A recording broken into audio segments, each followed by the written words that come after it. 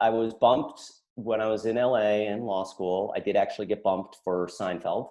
Oh, wow. So it was an open mic night. It was a terrific experience. One of the biggest lessons that I think I took away from comedy is the Thursday night show at a lot of clubs is not the busiest night of the week. It's often the first night that the performer will be there. Mm-hmm. They've traveled typically in that day. And so you may get a light audience, 30 people, 40 people, something like that.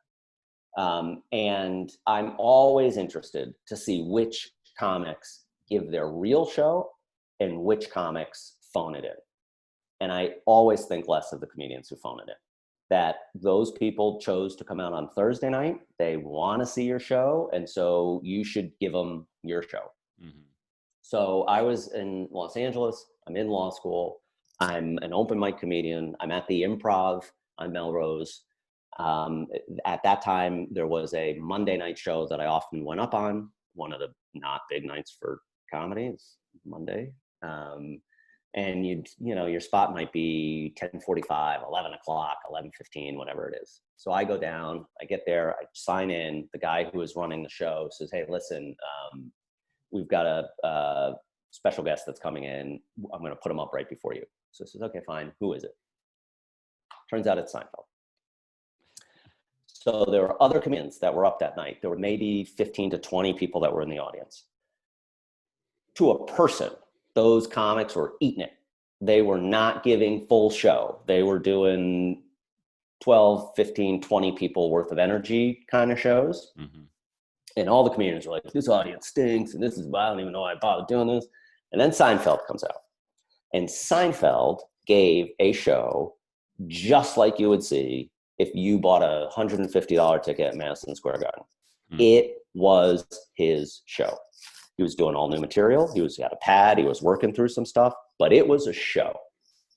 I went up after him and did reasonably poorly in comparison, but very much learned the value of you give your show.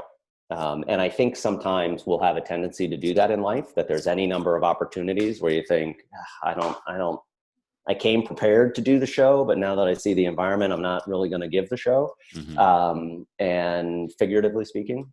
So I am a proponent of, doesn't matter the audience, you're obligated to kind of give the show. Mm-hmm.